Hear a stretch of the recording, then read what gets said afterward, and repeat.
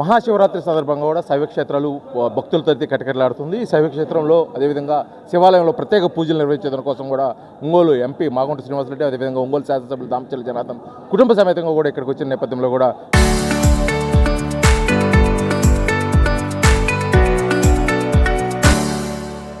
వారితో మాట్లాడే ప్రయత్నం అయితే చేద్దాం. సార్ నమస్తే. ఈరోజు శివరాత్రి సందర్భంగా అసలుకి ఎటువంటి పూజలు నిర్వహిస్తున్నారు, అసలు ఏంటి ప్రత్యేకత?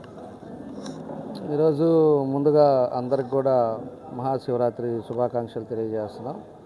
అన్నీ కూడా శివాలయాలన్నీ కూడా ఇవాళ భక్తులతోటి పొద్దుటి నుంచి 4 గంటల నుంచే రద్దీగా తయారైంది. శ్రీశైలంలో అయితే మొన్న కూడా ఎక్కువైపోయి తోపులాటలు కూడా జరిగింది. కాబట్టి అన్నీ కూడా ఈ ప్రభుత్వం తరఫున కూడా ప్రికాషన్స్ అన్నీ కూడా తీసుకున్నారు. ఈరోజు పోలీస్ యంత్రాంగం కానీ అదేవిధంగా ఈ ఎండోమెంట్స్ డిపార్ట్మెంట్ కానీ అందరూ కూడా తగిన చర్యలు తీసుకొని జాగ్రత్తగా ఎక్కడ కూడా పబ్లిక్ ఇబ్బంది కాకుండా ఉండే విధంగా ఇవన్నీ కూడా చేపడుతూ ఉన్నారు. కాబట్టి ఏదైనా కూడా మహాశివరాత్రి సందర్భంగా ఆ శివుని ఆశీస్సులతో అందరూ బాగుండాలి, అందరం కూడా మా ప్రజలందరూ ప్రశాంతమైన వాతావరణంలో ఉండాలనేదే మా ఉద్దేశం. కాబట్టి అందరూ సంతోషంగా ఉండాలని తెలియజేస్తూ మన జిల్లా ప్రజలందరికీ కూడా మహాశివరాత్రి శుభాకాంక్షలు తెలియజేస్తున్నాను.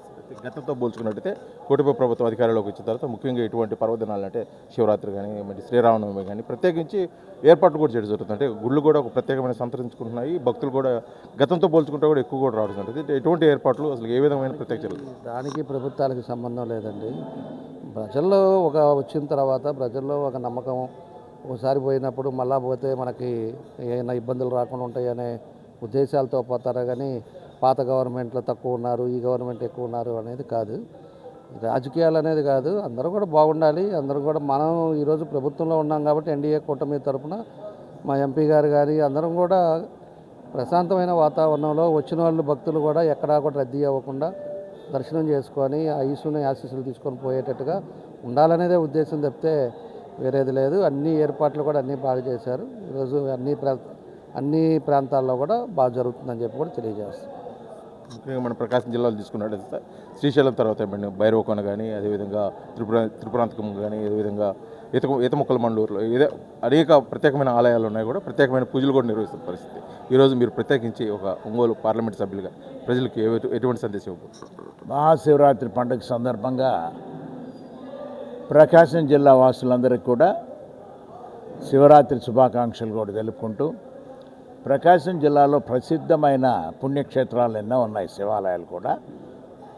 ఒంగోలు పట్టణం నుంచి ప్రారంభం చేసి చూస్తే కూడా ప్రతి దేవాలయాల్లో భక్తులు కిటకిటలాడుతూ పొద్దున్నుంచే శివయ్య ఆశీస్సులు తీసుకోవాలని రావటం అనేది చాలా గొప్పతనం. అది ప్రతి సంవత్సరం భక్తి అనేది కూడా పూర్తిగా కూడా ఎక్కువగా కూడా ప్రతి ఒక్కరి భావం మన మనసులో ఉండబట్టి ఈ మనం గుడికి వెళ్తాం, దర్శనం చేసుకొని వస్తాం, స్వామివారి కృపకు పాత్రలు అవుతాం అనేది అటువంటి మనస్తత్వంతో ప్రతి ఒక్కరు ఉన్నారు. కాబట్టి కుల మత భేదాలకనే సంబంధం లేకుండా స్వామివారి దర్శనం చేసుకునేదానికి వచ్చిన భక్తులందరికీ కూడా మాగుంట కుటుంబం తరఫున ప్రత్యేకంగా వారికి ఆయుర ఆరోగ్యాలు అష్ట ఐశ్వర్యాలు కూడా ఇవ్వాలని ఆ శివయ్య స్వామిని కోరుకుంటూ ఉన్నాం. Thank you.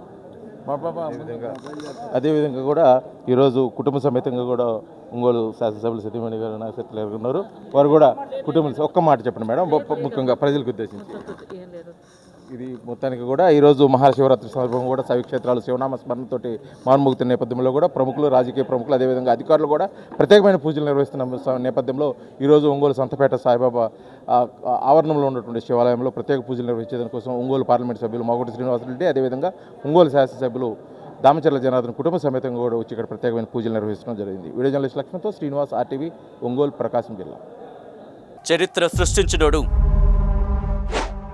ఇప్పుడు ఆ చరిత్రని తిరగరాయబోతున్నాడు. అబద్ధాల గోడల్ని బద్దలు కొట్టి నిజాలను రాగా మీ ముందుంచబోతున్నాడు. నిజమైన వార్తల కోసం వెంటనే డౌన్లోడ్ చేసుకోండి రా యాప్ని.